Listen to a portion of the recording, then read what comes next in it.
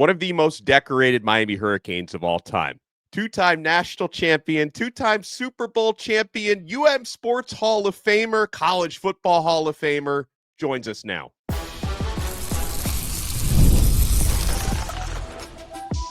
You are Locked On Canes, your daily podcast on the Miami Hurricanes, part of the Locked On Podcast Network, your team every day. I am Alex Donno, University of Miami alumnus, co-host of Locked On ACC, and writer for Canes County at Rivals. And thank you so much to the everydayers for making Locked On Canes your first listen and your first watch today. We're available free wherever you get your podcasts. We're free on YouTube. We're part of the Locked On Podcast Network, your team every day. Today's episode is brought to you by FanDuel. Super Bowl 59 is here, and there's no better way to make every play more exciting than with FanDuel Sportsbook. New customers can bet just $5, and if you win, you'll score $200 in bonus bets. Download the app or head to FanDuel.com to get started.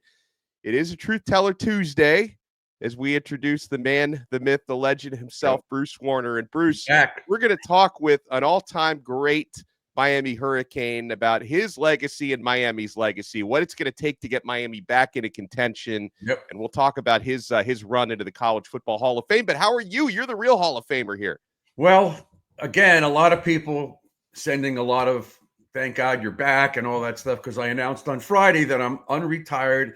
So this is my first Truth Teller Tuesday after my retirement, or so to speak. You were retired for like 3 days, by the way. No, about a month. But you know what? I was on 2 or 3 times.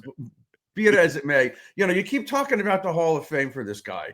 In my opinion, his Hall of Fame is that he's one of the nicest people you'll ever meet.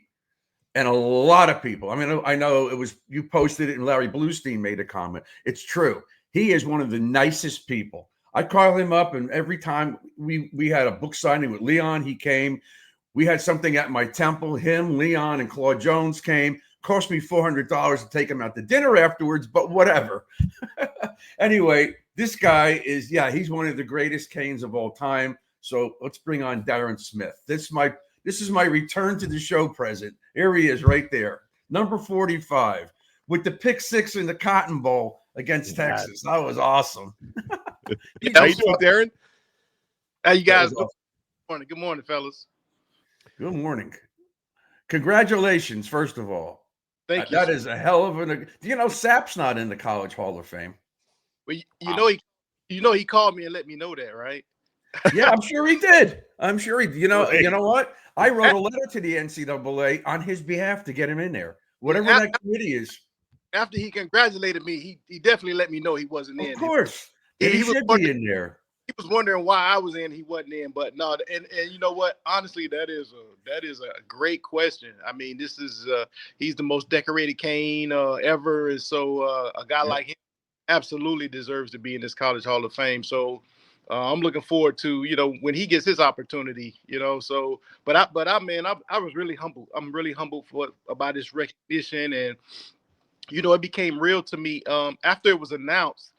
The first person that called me was Ed Reed, and then Russell Maryland called me. Okay.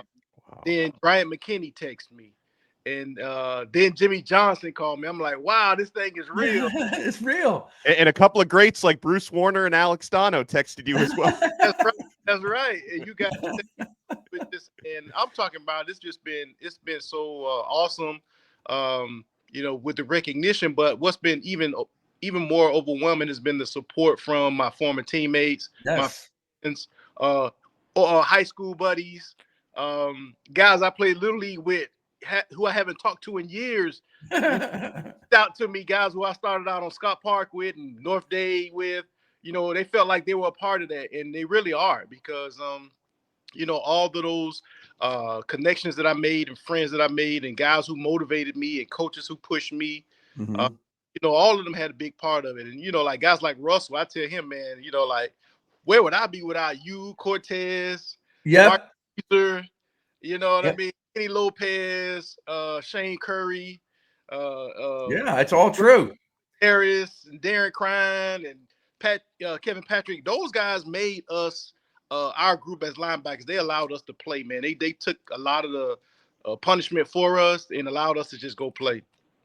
Yeah, and that's what I've been saying for years, and that's what we didn't do this past year. The linebackers they weren't even involved in the plays half the time because they got swallowed up. The front four is critical. You can talk about that later if you want, but let's continue. So what happens now? Is there a ceremony for this?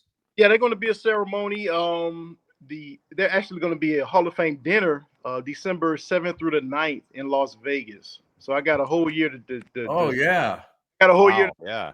So the family can go out with me and hang out with me. Wild. But I think Mr. Redovich called me as well and told me they're going to do something locally here to kind of recognize that award. So I'll do something here on the campus during the season as well. So I'm looking forward to that. And they're going to put your name in the stadium? I don't know. I don't know about that. Why not? Why not? I don't know, man. I think it's a long line of guys that can go in that stadium, man, that played at the U. So yeah, well, there may be, but they're not in the College Hall of Fame. You should be up there. Yeah. Well, that's true. But hopefully it'll work out. But I believe me, man, I recognize where I played at and some of the guys who I followed, who kind of, laid the groundwork for guys like me to come in and play. Well, you also had two guys next to you that were fairly good, Jesse Armstead and Michael Barrow. Yeah, they were all right. All right. Well, and I want to talk, Darrin, about, because you mentioned all the players, you heard from after your Hall of Fame selection. And of course, you're tight with so many of these guys, and not just guys necessarily that you played with, but you're also tight with other greats who have come through the University of Miami. And to me, being a Miami fan all my life, I've always found that fraternity of former players to be such a special thing. I mean, any given day you go out to a Miami practice and you'll see guys like Andre Johnson and Darrin Smith and Bryant McKinney on the sidelines, and Edgerrin James. It really is kind of a different thing. I mean, talk to me about what makes that fraternity so strong. And, of course, you played with guys in the NFL who came from all other colleges. Is that Miami fraternity? Is that different? It is different. It's absolutely different, Alex. And I think it was something that was really ingrained in us when I came to Miami. We knew that we had legacies to uphold. You know what I mean? Guys like Michael Irvin came back. Randy Shannon came back. All of those guys, they came back. And Jerome Brown. I mean, Jerome came back. Yeah, Melvin came back. But I'm a freshman. I'm seeing Cortez Kennedy on the sideline coaching us. You know what I'm saying? I'm like, wow. And then they'll call your room. Hey, man. I remember one time Melvin Bratton called. We used to stay in the building 36, and right. Kind of like the football dorm. But all of them remember their old numbers, and they used to call, hey, who is this? Who's in this room? You know what I mean? Kind of like, hey, y'all better take care of business. And then we had Randy Shannon, who was also coaching us as well, who used to kind of be like, hey, this guy said that, this guy said this, So we knew the legacy that we had to uphold. And so that was something that kind of was tradition. And, having an opportunity to play in the NFL, man, it was funny because other guys were really jealous of that. Like other guys, they were like, that's man, good to know. They even saw it. They were like, man, the way y'all come back, the way y'all stick together, the way y'all family, we don't have that type of thing. And that's something that, it's been throughout the years. And, fortunately we've had coaches who understood the importance of that, right. So they made sure that was something that stayed a part of this program, because it really goes back to the tradition. Even now we have a Canes for Life chat that we're all on, like all the players are on, and we always talking about, everybody's wishing everybody birthdays or, great things that happened. Everybody congratulated me on the chat line. We talk about all type of things, football, politics, family, all kind of stuff, but it's family and it's guys from all the country. And so that's kind of another way that we all stay connected. And, it's just, man, something about that orange and green, man, just something about I'll bet those guys in the NFL were probably jealous of the way the Canes played. They played with just wild and reckless abandon, and not every team did that. You guys had fun out there. Sometimes we crossed the line, but it was still fun to watch. Yeah, I've actually had teammates when I made to the NFL who like, man, I just enjoyed watching y'all play, even though they were on another team. I just enjoyed the way y'all played, man. Y'all looked like y'all was having fun out there, and we did. And it was something like, I remember when I first came to Miami, and I was kind of like quiet, and I stayed quiet pretty much the whole time. But some of the stuff that I saw that the guys would put together, Bruce, you remember some of the routines that Of course. that the posse with, Lamar and Kevin Yep. and all, we would dance before games, night before the game. We would, it was just crazy stuff, but it was just what allowed us to be loose, allowed us to go out there and have fun. I remember one time we played against BYU, man. We came out tight and we lost that opening season game. Dennis Erickson, he was disappointed with the loss, but he said he was more disappointed that we weren't out there dancing. We weren't out there having fun. And then if y'all remember, we played California, and I think everything went off the rails. I think we had record for penalties and all. Crazy, you know what I mean? And the Cotton Bowl, because Mark called me every day during the week, telling me all the stories, all the backstories, and the fights amongst you guys. But he told me the night before, he said, I want you to sell your house, empty your bank account, sell your wife and kids, and put every penny you have on us. We're going to beat the out of them tomorrow. And you guys did. You killed them. And talk about having fun. And it was way over the line, but it was a blast watching that. Great. Quite a bit. Probably that game and the Texas game, the one you mentioned earlier, the Texas game, we just went crazy. So yeah. Well, we have so much we want to get to here with College Football Hall of Famer Darrin Smith, former great Miami Hurricanes linebacker, including his journey to Miami. Darrin, of course, was local, and he's still very much a big part of this South Florida community. So we have a lot to get to, guys. We got the truth teller, Bruce Warner. We got Darrin Smith with us. We're not done yet. We're only getting started on this brand new episode of Locked On Canes. I'm only getting started with FanDuel. Guys, Super Bowl 59 is here. One game, two teams, endless possibilities, and there's no better way to make every play more exciting than with FanDuel Sportsbook. Whether it's predicting the first touchdown, calling the MVP, or even betting on the coin toss, FanDuel makes it easy to get in on the action. With live betting all game long, you can adjust your bets as the game unfolds and feel the thrill from kickoff to the final whistle. The live betting feature, guys, lets you stay involved no matter what happens on the field, and the app is so easy to navigate. Plus, knowing you can place a $5 bet and potentially win $200 in bonus bets for the Super Bowl, that's the icing on the cake. Guys, I place wagers on the national anthem, the coin toss, who's going to score the first touchdown, over-unders. There's so much to get to in this big Chiefs versus Eagles matchup at FanDuel, so take advantage. Download the app or head to FanDuel.com to get started. Bet just $5, and if you win, you'll score $200 in bonus bets. That's FanDuel.com. Bet with FanDuel, official partner of Super Bowl 59.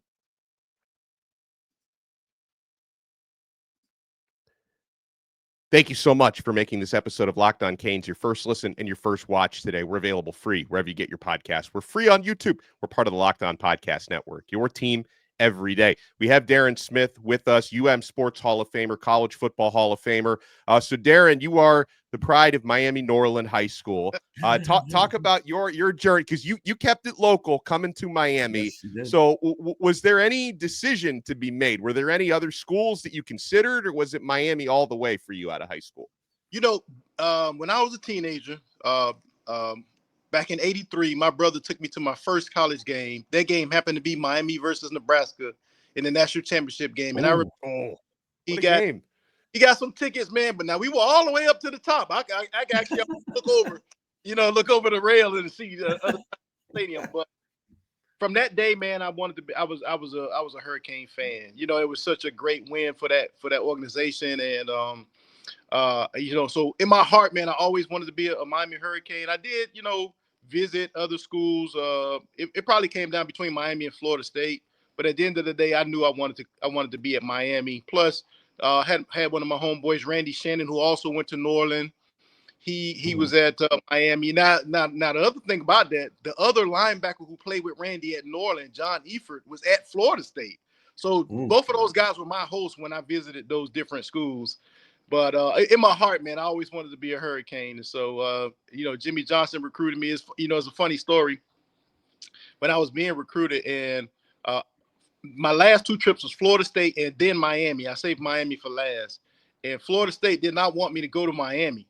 They didn't want me to visit. So they brought me into the office, and Coach Bowden talked to me. Hey, we're holding this scholarship for you, and we got to know what you're going to do right now. And if you commit now, we don't want you to take your last trip to Miami. And I was like, you're a 17-year-old kid, and pressure. You got a guy like Bobby Bowden in there talking to you. And so I remember just saying to him, "Man, Coach, I think I want to take my last trip." And then I talked with Jimmy Johnson, and he called me on the phone. And he kind of set me up. He said, "Hey man, if you was to come to Miami, what jersey number would you want?" I said, Oh. I think 56. Yeah, something in the 50s. And then the next morning on the Miami Herald, it says New Orleans Star commits to Miami. I'm like, what? How did that happen? He just went off of a question and made it a commitment. But, oh man, he was like that, Darrin. He got a lot of these guys, they would say, well, all right, well, we had a great visit, Coach, but now we're going to go visit the Gators. And he said, if you leave here now, don't come back. You're not coming here. Yeah, he did that to Hambone and a bunch of guys. Really, but Bruce, I said a number in the 50s. I get here, I'm number 45. So I didn't even get to. Oh, that's right. Yeah, I know that they had another little dude down at home at 56 named Michael Barrow. Yeah. So priority him. priority at that time was give this guy the number. But and Jesse got number 1. Yeah, Jesse got number 1. Yeah, I mean, when you're the number 1, not only a linebacker, but the number 1 recruit in the nation, yeah, of course, whatever number you want, So yeah, so those were the days. And Alex, I came really to Miami because I was a lineman at New Orleans. I played offensive line. And I used to beg the coaches to let me play some linebacker. And I think the thing that helped me out more than anything, man, they just knew I was fast. So they run, and Jimmy was looking for that. He understood how to build a fast defense and ferocious defense. And hopefully, Bruce, we'll get back to that now. I hope so. You know what game sticks out in talking about your speed? The Houston game. You guys played a base defense, and they were in that run and shoot or wherever it was, and they couldn't do a thing. Yeah, I remember those. They had so many drop balls, guys coming across the middle, boom, boom. That was Cane football. That was great. Great game, Darrin. We were basically like bigger nickels, but we could run like smaller nickels. And so the key to that game was being physical with those guys. When you watch film, everybody just let them run. And those guys were quick and fast, but if you can get your hands on them and if you could stay up with them a little bit, they were in trouble. And that's what we were able to do. And you know what? We really kind of changed the landscape of football with that. Try to move a little closer to the mic, Darrin. We kind of changed the landscape of football a little bit with that scheme, because you see, remember we used to play Nebraska and they were always big, but then they switched to the same scheme eventually. They started being faster and getting quicker guys, and so I think it changed. Not only did it change college, but when Jimmy Johnson went to the NFL, he changed the NFL as well. Yeah, he did. Yeah, he did. That Houston game, real quickly, Alex, the pass rush was pretty darn good, too. Cleveland was running for his life in that game, which is what I'm talking about in terms of last year's team. We didn't have that. Had we had that, we probably would have gone undefeated. But we didn't have that. Now we have a new defensive coordinator who I don't know if you've spoken to him, but apparently his scheme is going to be a lot more like you played, a lot of aggression and attacking defense, which is what we haven't done. It just hasn't been the same, and it's got to be the same. They do have talent. Yeah, absolutely. And Mark keeps telling me you need dogs up front. Yeah. I don't know if these guys are like that yet, but they can be there. What do you think? I think they do have the talent up front.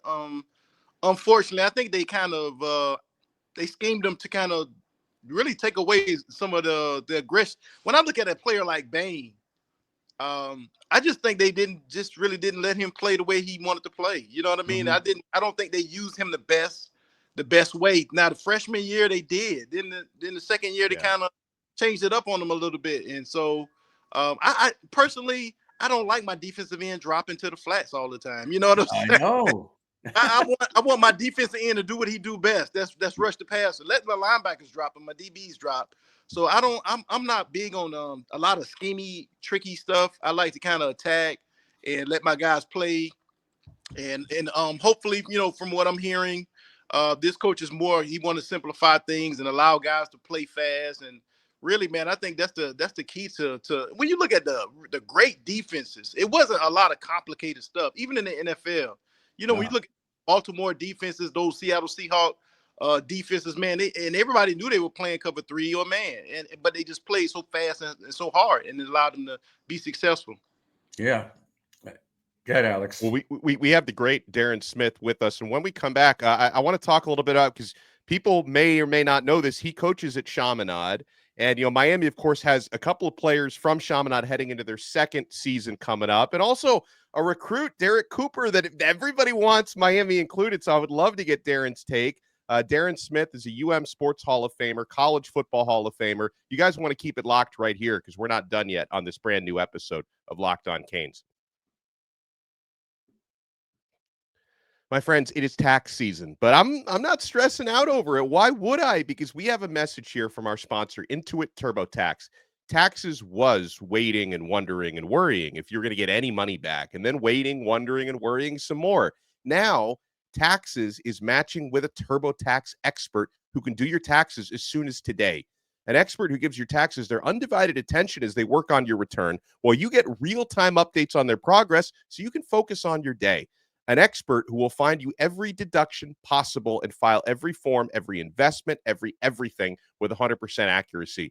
Also, you get the most money back guaranteed. No waiting, no wondering, no worries. Now, this is taxes. Get an expert now at TurboTax.com. Only available with TurboTax Live full service. Real-time updates only in iOS mobile app. See guarantee details at TurboTax.com/guarantees. Thank you so much for making Locked On Canes your first listen and your first watch today. We're available free wherever you get your podcasts. We're free on YouTube. We're part of the Locked On Podcast Network, your team every day. Make sure for your next listen, you check out Locked On ACC. I co-host that show with Kenton Gibbs from Locked On Wolfpack. We take you all around the conference. Like this show, it's available free on YouTube and available free wherever you get your podcasts. So we have greats with us, Darrin Smith, Bruce Warner, the truth teller. Darrin, I'd love to pick your brain with you being a coach there at Chaminade-Madonna, a player I know Miami really wants and Georgia really wants, Derek Cooper, who he plays all over. He plays both ways in high school. What can you tell us about Derek? Give us the scouting report on this player you get to watch, dominate and practice on both sides of the ball. Darren's probably sitting there saying, God, I hope Alex doesn't ask me these recruiting questions. No, but I could tell you a little bit about the kid, man. I mean, you're talking about a kid with a great attitude, a yes sir, no sir type of kid, who tries to do things the right way, who practices hard, and probably one of the things that probably hurts him more than anything, we're always fighting to get him. You know what I'm saying? Like, yeah, because he we had some injuries last year at line, because he came to us really as a running back / safety, and we had some injuries at linebacker. Unfortunately, the area I coach, I primarily work with the linebackers, and in our first game we had a couple of guys go down that we were counting on, and man, I tell you, we were able to bring him over at linebacker and just let him go to work, man. Allow him to be an athlete. It wasn't a whole lot of understanding the keys and the reads and all of that stuff. Just sometimes just letting him play. Right. And we were able to use him in some situations where, he gets into a game, we playing against Norland, and he gets an interception, scores a touchdown. He gets a sack, causes a fumble. He's just one of those guys that, you just plug him in and he's able to make things happen just because he's just so it's funny because his build, he's a big guy, but he's a fast guy. And he's an elusive guy. He's a strong guy. So he's a great combination. So what do you think is his best position going forward if you had to pick it? Oh, man, it's tough, man, because I think he could be solid on both sides of the ball. I really do believe that. Like, if he was really just to focus on one position, he could dominate one position. He's already good on both sides of the ball. But I think he would be. I would like him at linebacker a little bit more, honestly. That weak side linebacker, a guy who could because for us, one of the things he was very efficient at coming off the edge, blitzing for us. I'll bet. Or when we played a quarterback like the quarterback from Norland, he was our spy guy. he wasn't getting away from Derek. You understand what I'm saying? Yeah. We were confident to be able to put him in some game situations to where he was really, really able to come through for us and make big plays for us and change some games for us. And so, he runs track as well. He has legitimate track. He's a legitimate track guy. You know what I mean? He has real speed. So, I hear him talking sometimes. He talks about Georgia. He talks about Miami. I know his heart. He goes back and forth. And I'm there. So I see all these other college coaches who everybody is on him. So, but I'm hoping he makes the right choice. You know, don't let him go to Colorado because he will be playing both ways. He probably would be go there. I mean, and he would be able to. Yeah, he's talented enough to do that. He would be able to. But I'm always kind of like joking with guys. Yeah, I'm always I don't try to push him too hard, but I try to push him enough. You know what I'm saying? That's what we need. Yeah. Do you think there's a legit interest in Miami, or you can't say? I think there is. I think there is. He's a kid that grew up here. Been here his whole life. So I think Miami does have opportunity there. I really do. So as long as he listens to Coach Smith, he'll be set in the right direction. I'm sorry. I see. As long as he listens to Coach Smith, he'll be set in the right direction. That's right. I get him going the right way. So he's a great kid, and I'm looking for great things for him in the future as well. So that's good. So now you're in the College Hall of Fame. Can you believe that? Yeah, I mean, listen, do I believe it? Yeah, I believe it. I watched you play. I knew you when you first got it. I used to hang around with you guys all the time. So yeah, I believe it. You deserved it. It's not like it's a fluke, Darrin. Face it, you were one of the best players we ever had. I appreciate that, Bruce. I appreciate it. It's just that by such an awesome group of guys, man. And I would want everybody in, honestly. Yeah. Guys that's been around me, it's like, and I'm gonna tell you, man, like guys like Jesse and Mike that really, man, those guys really pushed me to be the best that I could be. We were definitely competitive against other teams, but we were absolutely competitive against each other. Yeah. Those practices were brutal. Yeah, that's really what made us good. So. Yep. Yeah. Darrin, did you have I know that there's probably a lot to think about, especially in 2 national titles you won at Miami, but do you have a favorite game or games that really stand out to you that were just like the signature memories of your career at Miami? I mean, the biggest thing, and it actually wasn't a national championship game. When I was a freshman and we played it was my first game ever playing for Miami. Now I didn't play, I was actually redshirted, but running through that smoke was a dream come true for me. And we were playing Florida State that night. And you guys may remember they had the t-shirts underneath their jerseys that said unfinished business. I guess they lost the year before. Or I think the year before Miami came back on them, and then Mike Irvin had the great catch down the sideline. Yes. And so, but we beat them 31-0 that night. Yep. And they had the rap show and all of that stuff that they did. But me coming through that smoke, man, that was like, I never forget that, man. Like, wow, this is what I had been dreaming about ever since I was a little kid, and it was a dream come true. And to play in the Orange Bowl, those great moments. The Cotton Bowl was also a great time because I just remembered. And Bruce, I know Mark might have told you we had a fight that week. Yes, he did. He told me. Listen, I know all that stuff. We had a fight that week. Everybody. And he probably caused it, but I think him and Kevin Williams got into it. Yes. It was about the Texas kids. Yeah, it was. So yeah, man. So I always knew when we were going to have a great game. We always had a fight, during that week. So. But the Texas game was always, great. And even the Alabama game, I was a freshman in the first national championship that we won. I'm mainly a special team guy, man. But to be around that greatness, the whole country watching and being crowned the national champ, it's just, it is a lot of games, but those games really stand out for me. Yep. What an awesome career. What a team. Look at the memories you have now, these years later. You can never replace. You can't take it away. You'll have this for the rest of your life, your family, and and all you guys have the same memories. And I know you talk because I talk to you guys all the time. And it was such an amazing time just to watch you guys play. And the Yeah. national TV, and it probably still exists now, well, not to the same level, was like a love-hate. It was like you hate the Canes or you love the Canes. You love the Yankees, you hate the Yankees. You know, that's this Dallas, you love them or you hate them. You guys were there, but you didn't give a damn either. It was us against the world, which has never come back. Like that. When they What? hate you, know you're good. You Yep. know, just like Kansas Yeah. City. Kansas City's getting the hate now, but hey, they're good. You know, Yeah. so Good. The Kansas City Swifts. we love the hate. We love going to other people's stadiums and dancing on their logos and leaving with a W and like, yeah, you're gonna take that. You know, we love that. We really. I know. I know you loved it. And Mark would tell me he would go by we played Iowa once on the road and they were taunting, how many Cadillacs are you going to steal this week and stuff like that, you know? And he would just taunt them. That game, you know, that game was right after, you know, we went through Hurricane Andrew. So that was like Right. a off game. Yeah. And so, you know, we were motivated also for that game, man. We were playing for the whole South Florida. You know what I mean?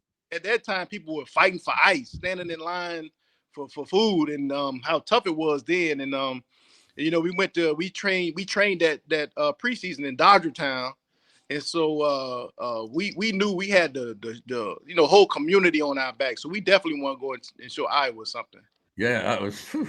But the fans were brutal because they don't like you, so they say these things and they make a lot of these racial comments, and you know. But you never back down from these challenges, never. I tell you who was rough, Penn State. Ooh. Because you're actually right. They're right on you. It's like the fans are right there, and they're believe me, they get into it. They call it Happy Valley, but they weren't too happy when we came. Well, man, I can't tell you how much we appreciate the time here. And Darrin Smith, God bless you and congratulations for your well-deserved honor of being inducted into that College Football Hall of Fame. And we love the stories and we love the perspective, and you know, continue to do that behind the scenes work with Derek Cooper. I'm going to make sure I stay on you about that. Yeah, Alex is not going to stop. You know what we should do one day? We should have about 5 of your teammates and put them all on the screen and do this with a bunch of you guys. I don't know if that's possible, but that would be a lot of fun. Hey man, well, we'll do it after practice sometime. I've been trying to get them all there, man. Well, they all love you, buddy, and we do too. Yeah, we do too. Well, thanks for having me on, fellas. Appreciate it, man. Yeah, we'll see you down there by the spring game. I always see you down there, so we'll be down. I'll see you down there. All right, I'll be there. All right. Thank you to Darrin Smith, to Bruce Warner, the Truth Teller. I am Alex Donno. We'll talk to you guys next time. I'm going to have another episode today talking about the old schedule release. We now have the full schedule for the Canes. We'll talk to you next time on another episode of Locked On Canes. We are part of the awesome Locked On Podcast Network. Your team every day.